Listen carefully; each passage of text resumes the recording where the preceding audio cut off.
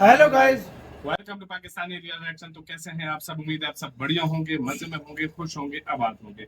हमारी दुआ यही है आप हमेशा हंसते रहें, मुस्कुराते रहें, खुद भी खुश रहें, दूसरों को भी खुश रखें। मेरा नाम मुदस्सिर। नाम बशर सुबैज।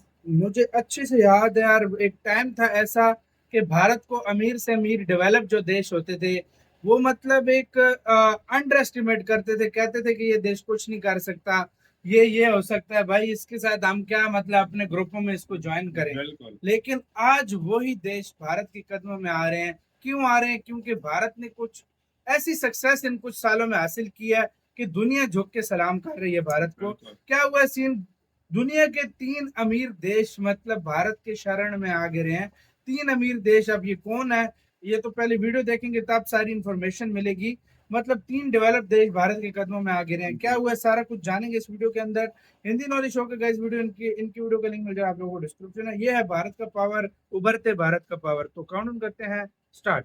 नमस्कार दोस्तों, स्वागत है आपका हिंदी नॉलेज शो में। तो दोस्तों, हमारे बड़े बुजुर्ग कह गए हैं कि इंसान सुबह से शाम तक कितना भी करोड़ों धन कमा ले, कितना भी किलो सोना चांदी कमा ले, लेकिन शाम के वक्त जब भूख लगेगी तो खाओगे 2 रोटी ही। अब यही कहावत दुनिया के कुछ सबसे अमीर देशों पर फिट बैठ रही है जब दुनिया में खाद्यान्न संकट पैदा हो गया है। दरअसल दुनिया के कुछ अमीर देश ऐसे हैं जो कहने को तो डेवलप हो गए हैं, पूरी तरीके से विकसित, पैसा भी खूब है, इकोनॉमी अच्छी तरीके से आगे बढ़ रही है और देश की जनता खूब पैसा कमा रही है। अमीर लोग लेकिन हैं मतलब, उस पैसे का क्या फायदा जो 2 रोटी भी नसीब ना करवा सके। क्योंकि इस समय जो दुनिया भर में खाद्यान्न संकट पैदा हो गया है, इसने दुनिया के अमीर से अमीर देशों की चूल्हे हिलाकर रख दी हैं। उदाहरण के लिए आप ले लीजिए एशिया के सबसे अमीर देशों में से एक सिंगापुर को, जो एक तरीके से डेवलप हो चुका है लेकिन इस समय बड़े खाद्यान्न संकट से जूझ रहा है। और इसी बीच सिंगापुर 2 और देशों के साथ भारत की शरण में आ चुका है। जी हाँ, खुद भारत सरकार ने बताया है कि सिंगापुर समेत 2 और देश भारत की शरण में आए हैं कि जी आपने चावल के एक्सपोर्ट पर बैन लगा दिया है और इस बैन की वजह से हमारे देश में खाद्यान्न संकट पैदा हो सकता है, भूखमरी तक आ सकती है। इसीलिए प्लीज हमारी रिक्वेस्ट एक्सेप्ट कीजिए और हमें चावल थोड़े से दे दीजिए ताकि हमारे लोगों की भूख मिट सके। अब ये कौन कौन से देश हैं जो भारत की शरण में आए हैं? दरअसल सिंगापुर के साथ आया है मॉरिशस और भूटान। तीनों देश भारत से चावल खरीदना चाहते हैं और कई हफ्तों से भारत के सामने लगातार रिक्वेस्ट कर रहे थे, भारत के दरवाजे पर बार बार और आज आखिरकार भारत ने इनकी लंबी रिक्वेस्ट को एक्सेप्ट कर लिया है और इन तीनों देशों को चावल देने को तैयार हो गया है। दरअसल भारत इन तीनों देशों को स्पेशल ट्रीटमेंट के तहत चावल प्रोवाइड कराएगा। भूटान लेगा भारत से करीबन 79,000 टन चावल, वहीं मॉरिशस लेगा 14,000 टन, वहीं सिंगापुर लेगा करीबन 50,000 टन चावल। और सबसे इंपॉर्टेंट बात यह है कि ये सभी प्रकार के चावल होंगे लेकिन गैर बासमती। जी हाँ, बासमती चावल का एक्सपोर्ट नहीं होगा। इसका कारण ये है कि भारत की मंशा ये है कि जो बासमती चावल है वो अमीर वर्ग के लोग खाते हैं इन देशों में। ऐसे में हम गैर बासमती देकर इस बात को इंश्योर करेंगे कि जो वहाँ के गरीब तबके के लोग हैं, सिंगापुर के, मॉरिशस के, भूटान के, उन्हें खाना उपलब्ध हो सके, वहां पर भुखमरी ना फैले। क्योंकि जो अमीर आदमी है वो तो कहीं ना कहीं से जुगाड़ कर ही लेगा। लेकिन आपको बता दूं कि ये सिर्फ 3 देश नहीं होंगे जो भारत की शरण में आएंगे। जैसा कि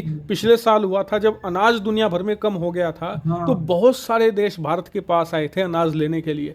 इस साल चावल के केस में ऐसा ही होगा। आने वाले कुछ ही दिनों में आप देखेंगे कि दुनिया के कुछ सबसे अमीर और विकसित देश भारत की शरण में आएंगे चावल लेने के लिए, ताकि उनके देश में भुखमरी ना फैले। और जैसा कि हमने पहले भी देखा था, इस बार भी ऐसा ही होगा। भारत थोड़ी थोड़ी मात्रा में सबकी झोली भरेगा, किसी को खाली हाथ नहीं जाने देगा। लेकिन फिलहाल के लिए सिंगापुर बहुत खुश है। इनकी जो फूड सिक्योरिटी है वो भारत ने इंश्योर कर दी है।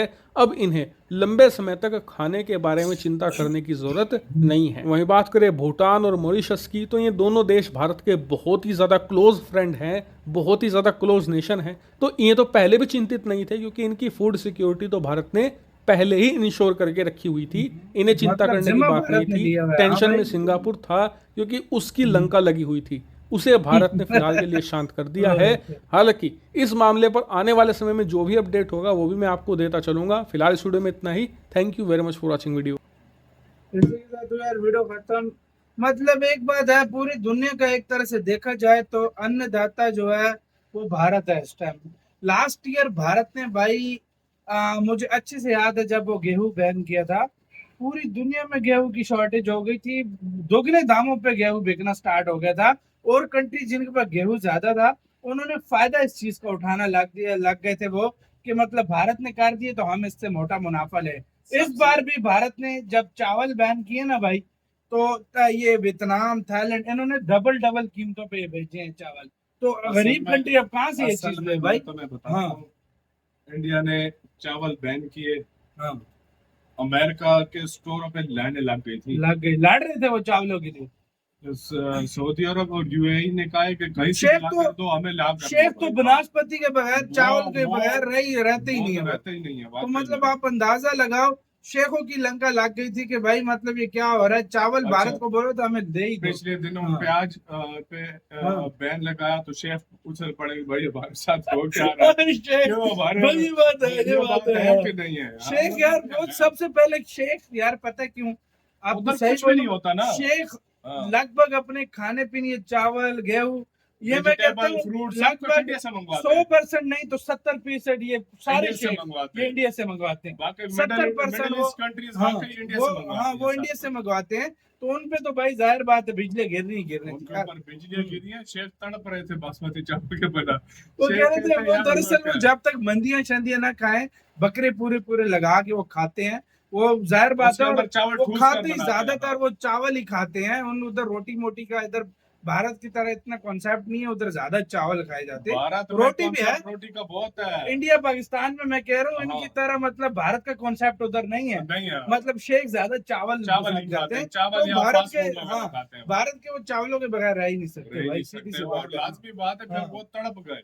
और उसके इधर बाद- सिंगापुर कदमों में आ गिरा, कितना अमीर देश है, लेकिन देखो यार। यूरोप को झटका लग गया भाई, यूरोप का क्या हाल हो गया था, तुमने सही देखा बात नहीं है, है? सही पिछले बात है। दिनों वो कह रहे थे मेहरबानी करो, हटा दो हाँ। भाई इसमें से और बैन भाई मत। कितने देश अमीर ना हो, जब तक खाने का नहीं तो ऐसे पैसे को बंदा क्या करे। सही बात है, देखो ये सही सिंगापुर बात ठीक है, है। डेवलप्ड हो गया है, हाँ, उसके पास चावल के लिए या गेहूं के लिए या इस चीज के लिए पैसा लैंड है। नहीं है। हाँ, उसके बाद लैंड नहीं है उसके उसके बाद पास। लैंड नहीं है कि कहाँ क्यों, होगा वो कहाँ बेचारा। होगा है? अब सही चाइना बात है। देखो कितना हाँ। बड़ा देश है, हाँ। उसके पास लैंड भी है, हाँ। वो सबसे ज्यादा चावल और वो सब हाँ, कुछ हाँ। करता है, लेकिन वो एक्सपोर्ट वो इम्पोर्ट ज्यादा कर रहा है, इम्पोर्ट कर रहा है, उसको वो हाँ। चावलों की चीजें बना के भेजते वो हैं इम्पोर्ट दरअसल। कर रहा है, हाँ। उसके लिए भी इतनी और टेंशन लेकिन भारत ने मॉरिशस और भूटान की तो जिम्मेदारी खुद ही और ली है ना। और इंडिया चाइना को भी काफी सारे आइटम दे रहा है, जिससे मतलब चाइना का गुजारा हो रहा है इस तो टाइम। ये चीजें जो है, ये फिर भारत, जाहिर बात है, एक भारत देश कितने मुल्कों को पाल रहा है, तो ये आप अंदाजा लगाओ। वाकई में। इससे आपको पता लगता है भारत हर मामले में एक सुपर पावर है भाई। सही बात है, आप सही लोग बात है। इसका कहना है, अपने कमेंट सेक्शन में अपना बहुत ज्यादा ख्याल रखिएगा। तो